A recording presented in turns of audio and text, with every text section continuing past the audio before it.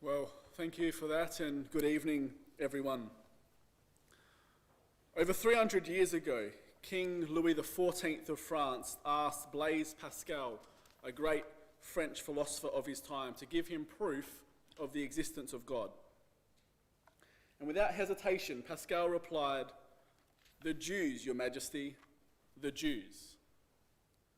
We don't have to speculate about what Pascal meant when he gave this answer, because he explained it in his writings. He explained that the fact that the Jewish people had survived up until the 17th century, that was the time period in which he was living, was in his mind nothing short of a miracle and proof of the existence of God. Now, Pascal is but one of many scholars and students of Jewish history who have been awed by a story that seems inconceivable according to the rules of logic. Winston Churchill once said, "Some people like the Jews, and some do not. But no thoughtful man can deny the fact that they are, beyond any question, the most formidable and most remarkable race which has appeared in the world." And the moral and religious teacher Leo Tolstoy also acknowledged that there was something special about the Jew. He says, "What is the Jew? What kind of unique creature is this whom all the rulers of all the nations of the world have disgraced and crushed and expelled and destroyed, persecuted, burned and drowned, and who, despite their anger and their fury, continue to live and flourish?" But while men might wonder and marvel at the phenomenon of the Jew, the Bible explains Israel's purpose and the reason for their existence. 2 Samuel 7 verse 23, it says, "What one nation in the world is like thy people Israel, whom God went to redeem for a people to himself, and to make him a name, and to do for you great things for thy land." And in Isaiah 43 verse 10, God says, speaking to Israel, "You are my witnesses, and my servant whom I have chosen." As our chairman said, this is what we've had the opportunity to consider over the past few weeks. God's witness as seen in the nation of Israel. And tonight we have the opportunity to focus on 1948, the year in which the state of Israel was declared. The moment when the Jews finally had a homeland, when they finally had a land to call their own after being scattered around the world for so long. Last week we looked at World War II and the Holocaust, and we saw the horrific treatment of the Jews by Nazi Germany, which resulted in the murder of approximately 6 million European Jews.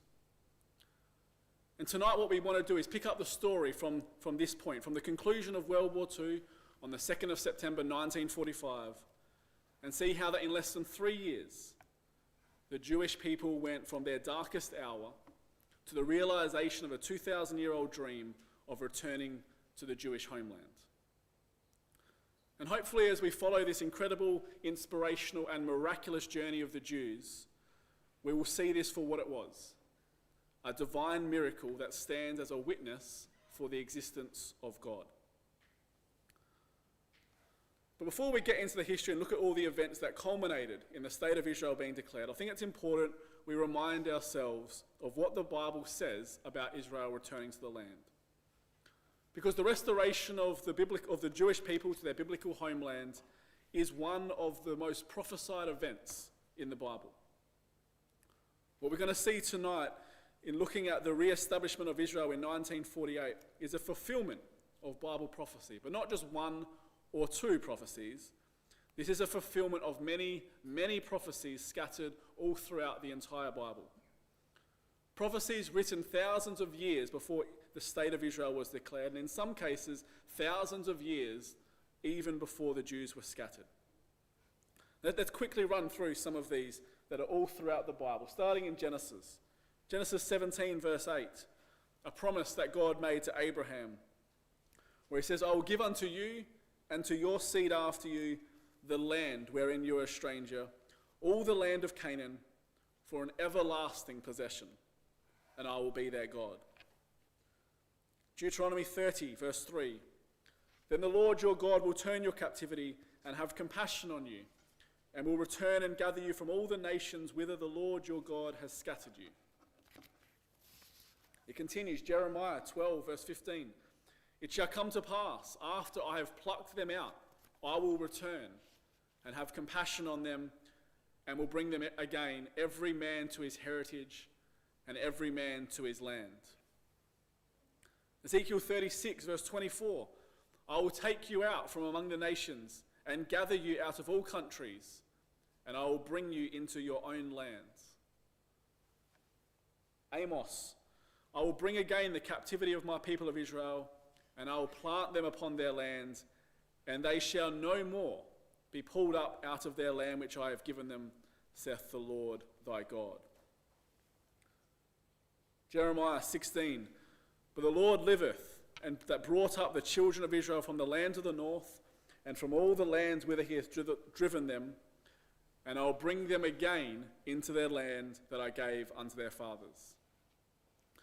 And Joel 3, verse 1, for behold, in those days and in that time, when I shall bring again the captivity of Judah and Jerusalem. All throughout the entire Bible, and of course, our reading for tonight, Ezekiel 37, where we have a prophecy of and the graphic picture of dry, dead bones being brought back to life, symbolizing the restoration and rebirth of the nation of Israel. Our chairman read for us Ezekiel 37, and from verses 11 to 14 it says, Then he said unto me, Son of man, these bones are the whole house of Israel. Our bones are dried, they say, and our hope is lost. We are cut off from our parts. Therefore prophesy and say unto them, Thus saith the Lord God, Behold, O my people, I will open your graves.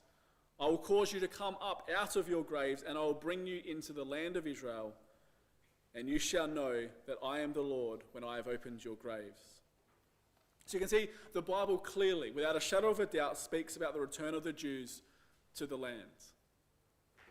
And the selection of prophecies we just looked at is just but a few in the prophecies that are scattered, as we said, all throughout the Bible. But as we're going to see tonight, all of these prophecies that were made thousands of years ago all have their fulfillment in 1948. When Israel's establishment as an independent sovereign state was officially declared on the 14th of May, 1948. But we ask the question, how did all this come about when only 3 years before the Jews around the world were in the middle of their darkest hour, as we said, and were being hunted by Nazi Germany and were being placed in death camps all around Europe? And so that's what we're going to do for the remainder of our talk tonight. We're going to focus on the history that occurred from 1945 to 1948, the 3 years after the conclusion of World War II, and see the events that culminated in the Jewish people being reunited with their homeland. So we start with September the 2nd, 1945, which, as we said, and as we saw last week, marked the official conclusion of World War II. And so when the guns of World War II fell silent, the world of the 20th century faced stark new realities. More people had died in this conflict than in any other war in mankind's history. Over 23 million soldiers were killed in combat, 40 million civilians perished, and 11 million people, including 6 million Jews, had been systematically murdered by the Nazis. The economies of Europe were devastated, much of the infrastructure destroyed. And for the Jews, once again their faith had been tested, their world shattered, and their future uncertain.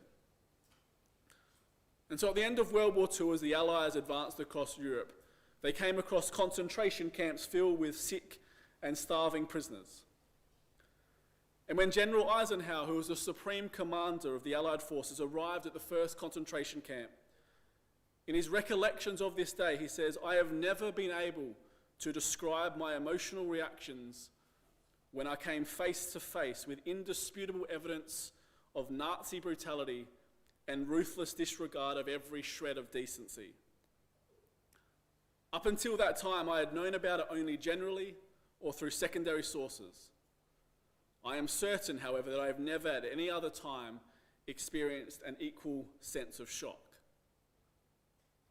And one of Eisenhower's first directives after coming across these concentration camps was to immediately send for cameramen and reporters. And he said he did this for two reasons. One, so that the world should know. And two, because years later people would deny that this ever happened. And so all across the world, the pictures like the ones you're seeing on the screen were broadcast. In Times Square in New York, Piccadilly Square in London, all around the world. And seeing these images of the inhumane treatment of the Jews by the Nazis was the first step in swaying the public opinion of the Jews. But as we said, the concentration camps were liberated. The Jewish survivors walked through the open gates, but they only had the clothes on their back, and they had little or no information about what had happened to their families, their communities, and their loved ones. And so it slowly dawned on these Jews that yes, they were free, but what exactly did this mean when they got outside the gates of the concentration camps? There were no vehicles to take them away. They had no road maps. They were left abandoned. There were no psychiatrists, no psychologists, no one to help them deal with the trauma of the last 6 years. There was no one there. And unfortunately, they began to realize that slowly that no one wanted them. While the rest of the refugees at the conclusion of the war were being repatriated back to their countries of origin, the Jewish survivors of the Holocaust had no home to go to. Yes, some of them tried to go home to the places they were living before, but even after the terrible persecution and events of World War II, anti-Semitism continued to prevail all across Europe, particularly in Poland.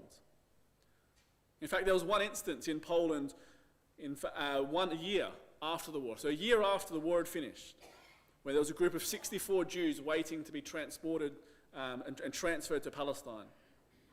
And they were ambushed and attacked from a group of Poles with axes, and all of them, the entire 64, were killed. And you think, well, how can this happen? The war's over. Why would this still happen? But it goes to show that anti-Semitism was still rife throughout Europe. But it's interesting to see that because of this attack, and because of many other similar attacks that were happening, about 300,000 Jews who had come back and were living in Poland decided that, okay, enough is enough, and Poland was now no longer a viable place for Jews to live. But while many people around the world tried to assist the Jews and many of the displaced survivors by setting up schools, food banks, and hospitals, unfortunately, as we said, they were faced with the stark reality that no country really wanted them, and that there was nothing left of their home. And so they turned their attention to Palestine. But unfortunately, for these desperate survivors, returning to Palestine was not possible. You see, the British, who controlled the country, remained adamant. Their official immigration policy, as stated in their white paper of 1939, it continued to heavily restrict Jewish immigration to Palestine. You see, what had happened, the British had passed this white paper, as we said, in 1939, which put an end to the pledge of the Balfour Declaration of 1917, where Britain had pledged itself to facilitate, as the language was, the establishment of the Jewish national homeland in Palestine. And what this white paper said was that within 5 years, only 75,000 Jews would be permitted to enter Palestine, and had to be with Arab consent. Now, as you can imagine, no Arab, given a free choice, would allow any Jew to Israel. But that was the white paper that was in place at this time and remained in place throughout the war. And when you look into this, and it's interesting to note because no one really talks about this side of it, but this white paper of 1939 went against the mandate that was given to Britain when they began to rule over Palestine. And so in effect, Britain, by doing as they pleased, they actually were acting illegally according to, as we said, the Balfour Declaration and the mandate of 1917. And so unfortunately, the British, in serving their own interests, actually turned against the very Jews that they were meant to help. And so right throughout the war and right until 1948, the British forcibly restricted Jewish refugees from entering their promised land. And it's crazy to think that the British had the audacity to call the Jews illegal immigrants when, as we said, it was their actions that were totally illegal. But unfortunately, there was no one left to police the British. The League of Nations, or the UN, as it eventually became called, was dissolved at the start of World War II, and as a result, Britain was left free to do as they pleased. But in 1945, Clement Attlee became the first, or not the first, the next British Prime Minister, and his Labour government swept away the wartime leadership of Winston Churchill. And when the Labour Party, who Clement Attlee was a part of, had come to power, the Jews were really happy about this, because the Labour Party had for years said that they didn't like what Britain was doing in Palestine, and they were going to change it, and they were going to continue to make Palestine a homeland for the Jews. But unfortunately, as nearly always happens when a new party is elected, they change their minds. And no change was made to the way things were run in Palestine. And it later came out that Britain was afraid. They didn't want a flood of Jews coming into Palestine because they feared it would jeopardize their relations with the Muslim world and jeopardize their oil interests in Iraq and elsewhere in the Middle East. And so it's sad in a way to think that in the Jews' greatest hour of need, the doors to Palestine promised by the Balfour Declaration were barred shut. And what's more, the rest of the British Empire, Canada, South Africa, New Zealand, and even Australia followed Britain's lead and restricted the immigration of Jews into their countries, as did many other countries all around the world. For example, in America, the Johnson Act of 1924, which restricted immigration to America, was still in place and hadn't been changed. But despite the restrictions, there were Jewish refugees that managed to find their way into America. But for the majority, they weren't so fortunate. And so for the rest of the Holocaust survivors, they lived in displaced persons camps, scattered all across Europe, with what appeared to be no solution to the situation that they found themselves in. Now, over in Palestine, we've got David Ben-Gurion and the Jewish Agency, and they saw the desperate need and the desperate situation of the refugees.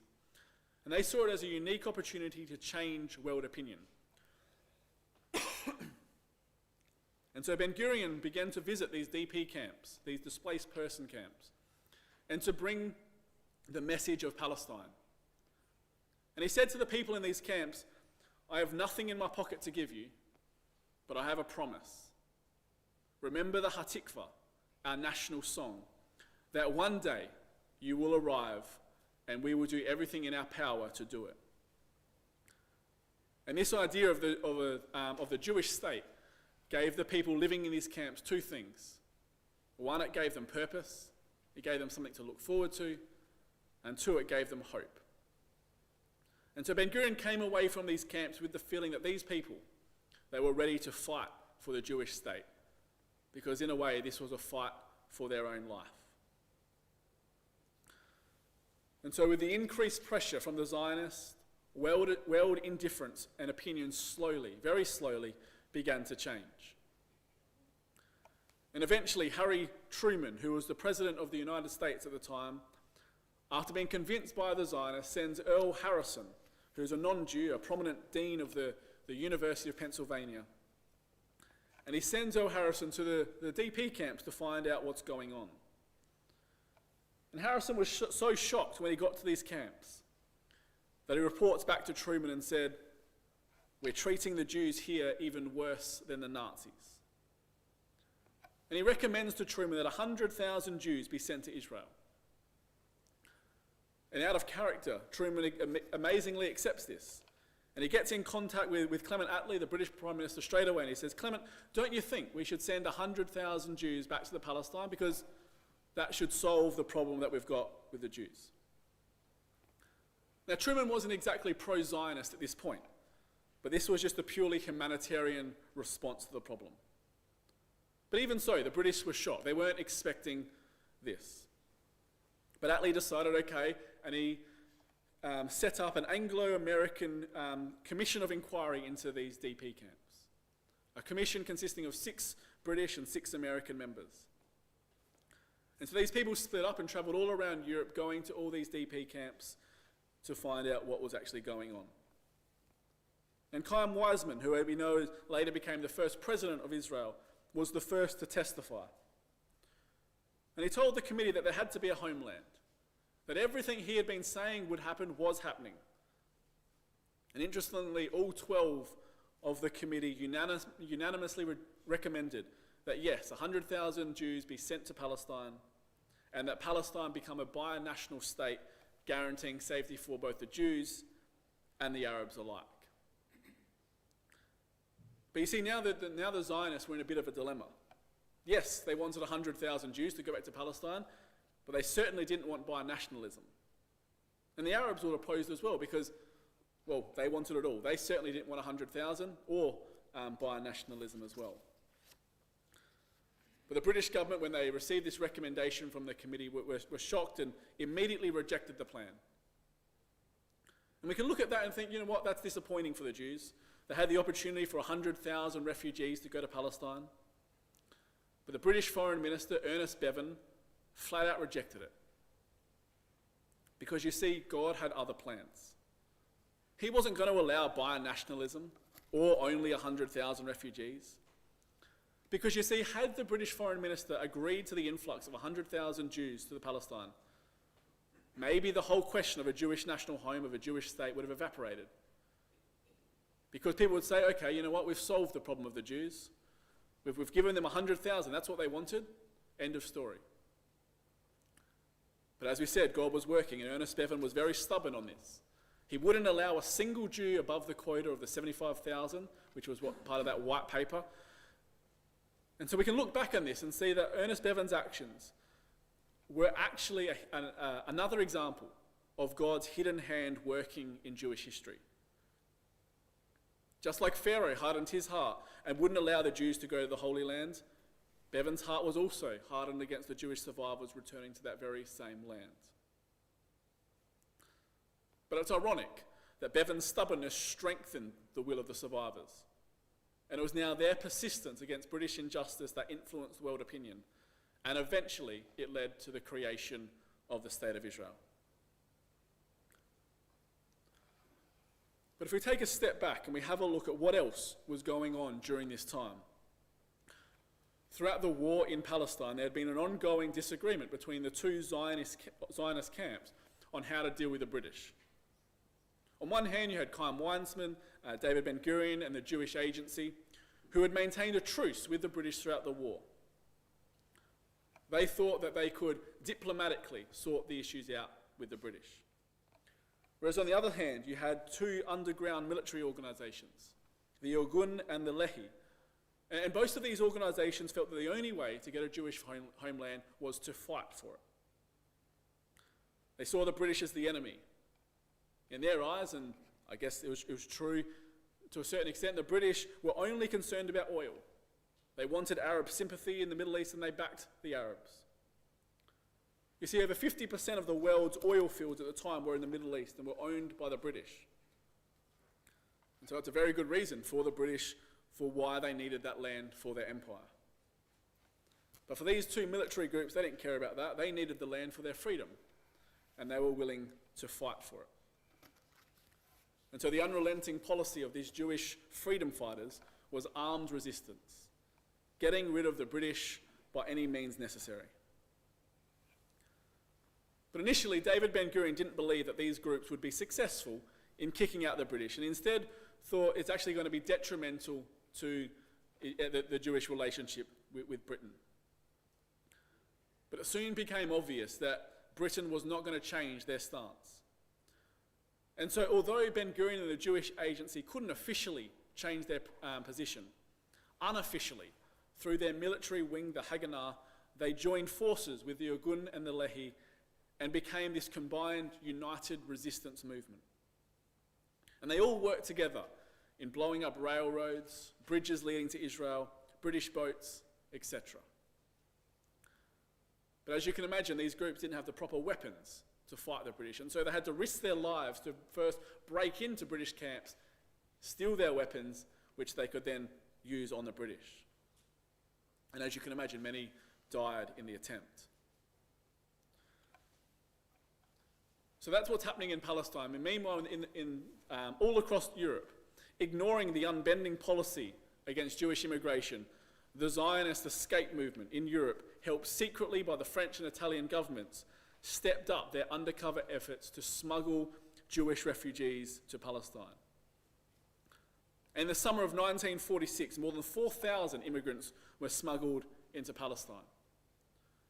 They were moved secretly in small groups across Europe from country to country, on foot and in disguised trucks. It was what can only be described as an extremely risky journey across thousands and thousands of miles of difficult terrain under the constant threat of detection.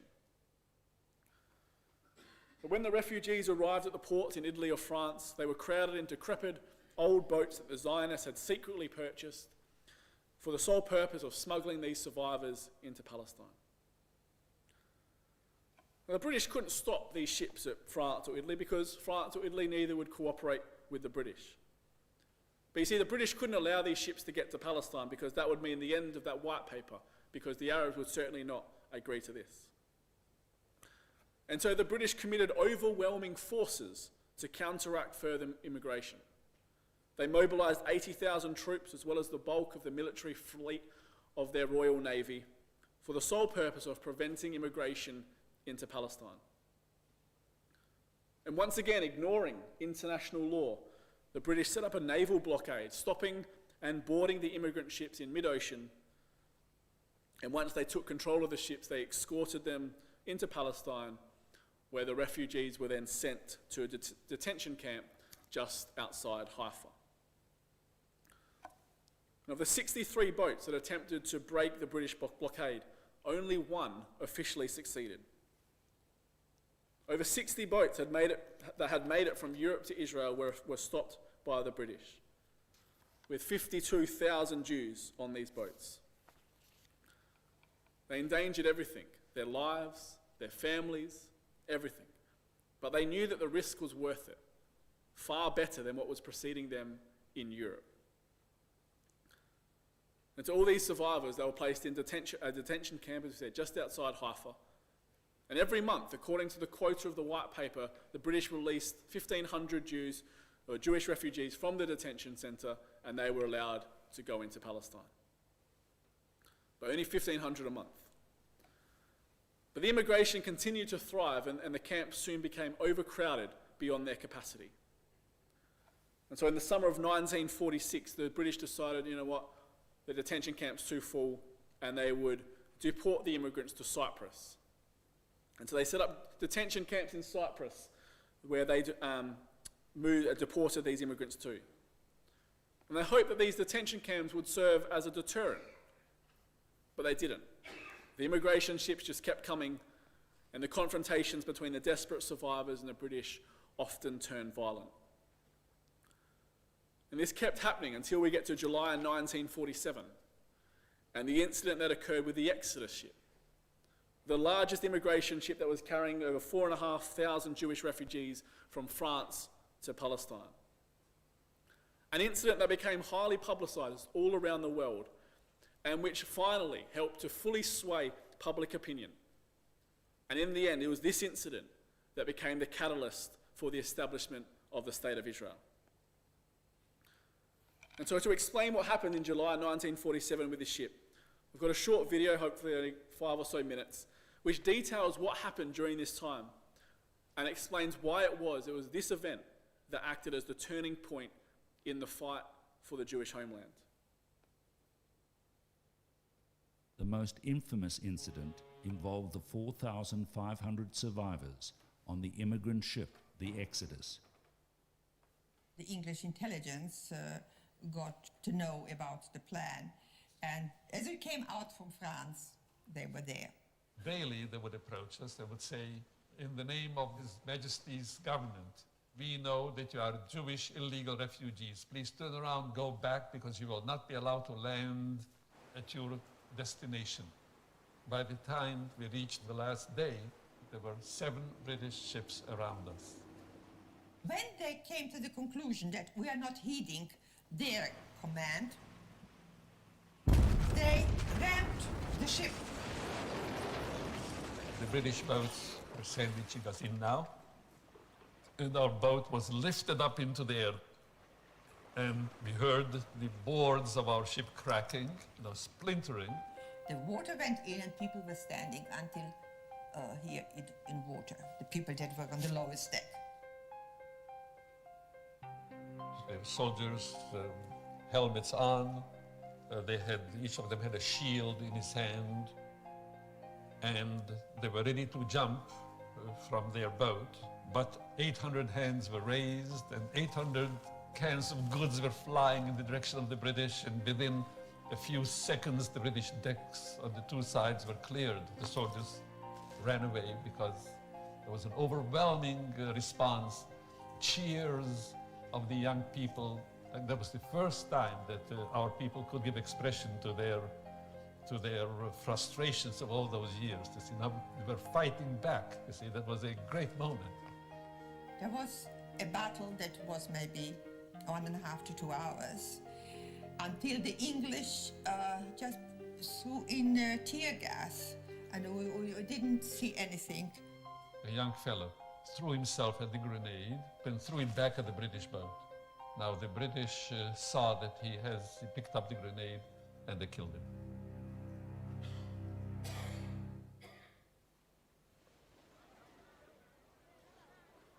Additionally, the first mate of the Exodus was killed, and many refugees were injured. Now, under British control, the crippled Exodus was taken into Haifa port. All of a sudden, from one of the rooftops comes the melody of the Hatikvah.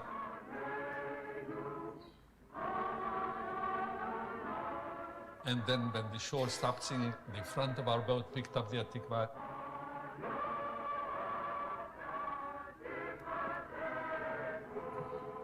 And it was to the melody of Hatikvah that the boat sailed into Haifa. It was a great moment.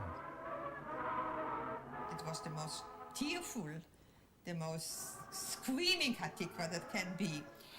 All those people, everyone with his bundle of suffering that he went through, and here you see Palestine and the English are at your back.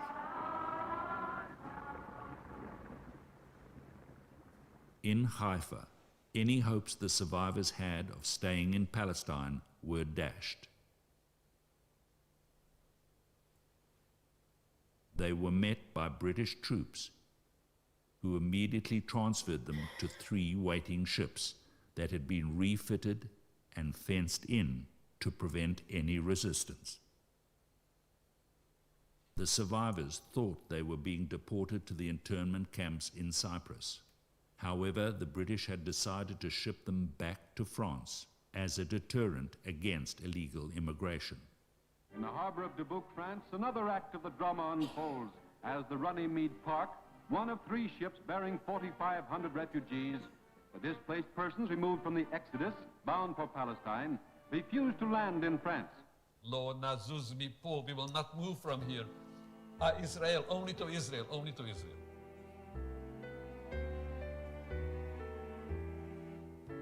For 3 weeks, the standoff between the British and the survivors on the ships continued.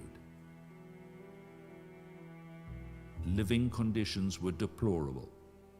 The refugees were crammed into overcrowded holds and endured stifling heat, yet they would not give in. The British ran out of patience, and they said, if you will not leave the boat by the end of next day, then we are taking you to Germany. It immediately created such an outrage around the world that hundreds of correspondents came to Port Taboo to cover this story. A story of a country sending these Jews who had suffered so much back to Germany, to the death land. The irony is that the British plan backfired. The plight and resistance of the Exodus survivors swayed world opinion against the intransigent British and in favor of the Jewish cause. Seemingly, these refugees had come so far for so little.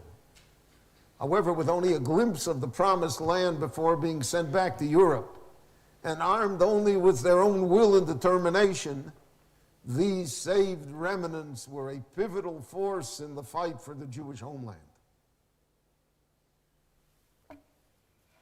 And so you can see, because of the treatment of the Jews on this ship by the British, protests broke out all across the world, and this journey of the Exodus ship played a major role in the diplomatic shift of empathy towards the Jews, which, as we said, ultimately led to the recognition of the State of Israel a year later in 1948. But before we can get to 1948, in Palestine, the British were facing more and more pressure from that united resistance movement that we said of the Haganah, the Irgun, and the Lehi.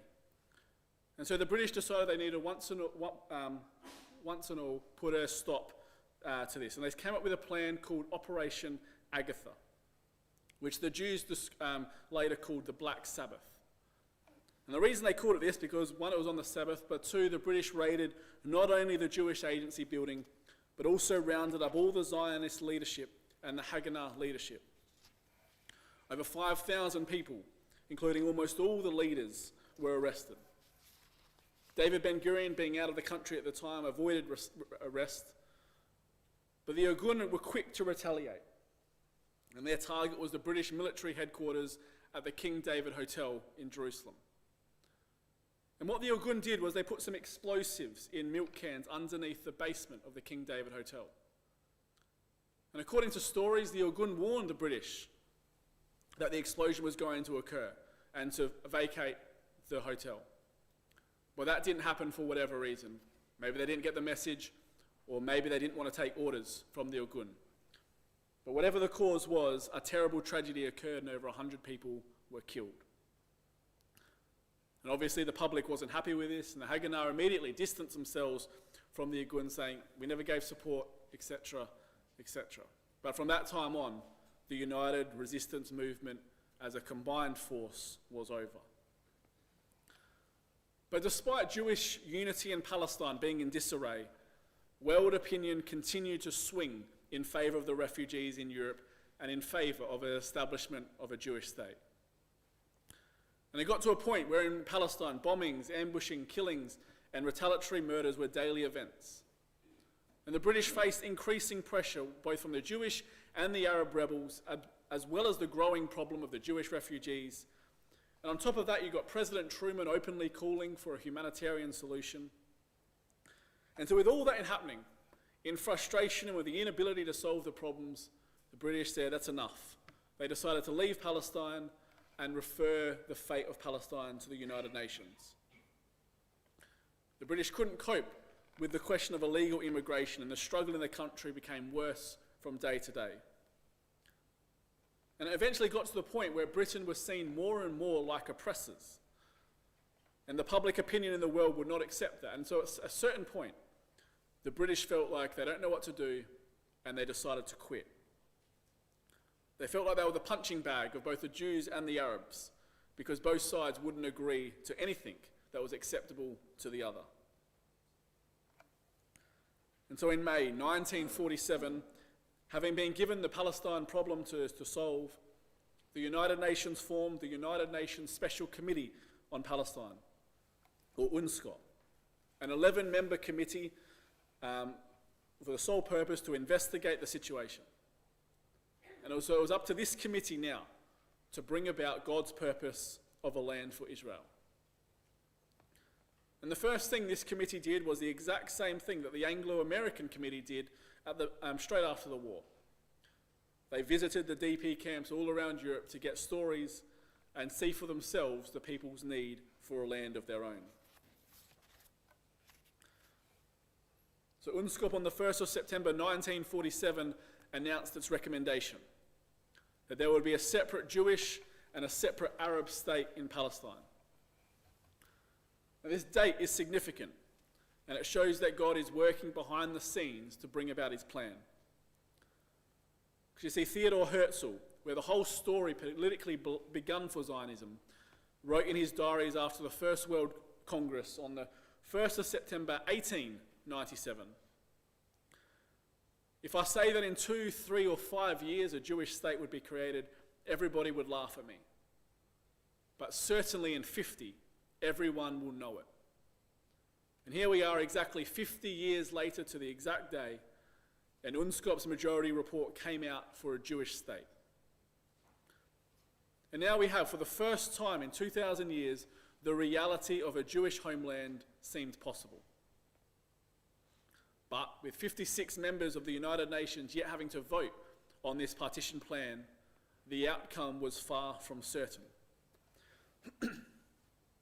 And so the race for Palestine was on, as it were, and the diplomatic maneuvering by both the Arabs and the Jews to lobby the member nations of the UN for their vote became a country-by-country struggle for the Zionists to ensure support for their dream of creating a Jewish state and a homeland for the Jewish people. Now, as you can see, the UN's partition plan for Palestine gave the Jews a disjointed and sometimes disconnected country. It also separated Jerusalem from the rest of the Jewish state and placed it under the UN international supervision. But although the UN's proposal was far from ideal, the Zionists quickly agreed to the UN plan of 2 states, one Jewish, one Arab. However, the Arabs not only rejected the plan in its entirety, they warned that if it should go ahead, that they would push the Jews into the sea. But on November the 29th, 1947, the resolution to partition Palestine and establish a Jewish state was put to a vote. Afghanistan, no. Argentina, abstention. Saudi Arabia, no. Soviet Union, yes. United Kingdom, abstain. The United States, yes. The resolution of the DUC Committee for Palestine was adopted by 33 votes, 13 against, 10 abstentions.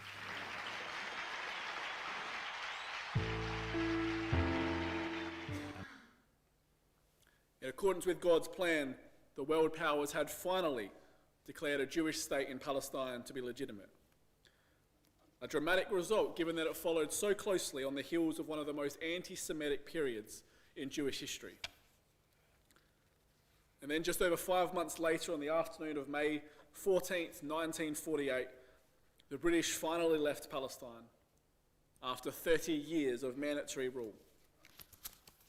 And then a short while after this, on the same day, in the threat of Arab invasion from other current countries, the Executive Committee of the Jewish Agency voted in favour of the establishment of a Jewish state. David Ben-Gurion declared independence immediately, naming the new state Israel. The date of Friday, May the 14th, 1948, on the eve of the Sabbath, was a turning point in Jewish history. For the first time in 2,000 years, the Jews regained sovereignty over their ancient homeland. And 11 minutes after Ben-Gurion's declaration, President Truman was the first world leader on behalf of the United States of America to officially recognize the new state of Israel. For the Jews around the world, for the survivors of the Holocaust waiting in the DP camps in Europe and the detention camps in Cyprus, this moment, which they had prayed and suffered for so long, was finally a reality. They, together with Jews all around the world, celebrated the historic moment. But the celebration soon turned to concern. On one hand, it could appear that the declaration of Israel's independence could be viewed as an act of possible national suicide.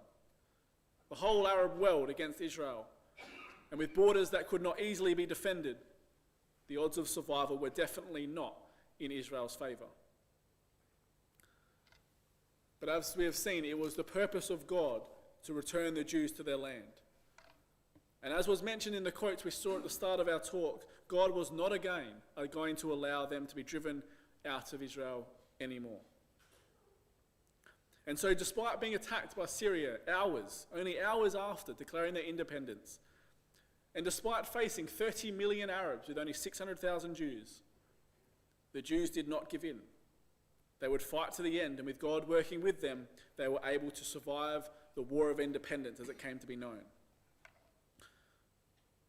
But as we know, this was just the beginning of the war for Israel's survival. And unfortunately, it's a war that continues to this day. But for the Jews, and for us considering the remarkable resurgence of Jewish life after the Holocaust, and having the land of Israel back in the hands of the Jews after 2,000 years of exile, we can see this to be a miracle, a direct sign of the hand of God in Jewish history.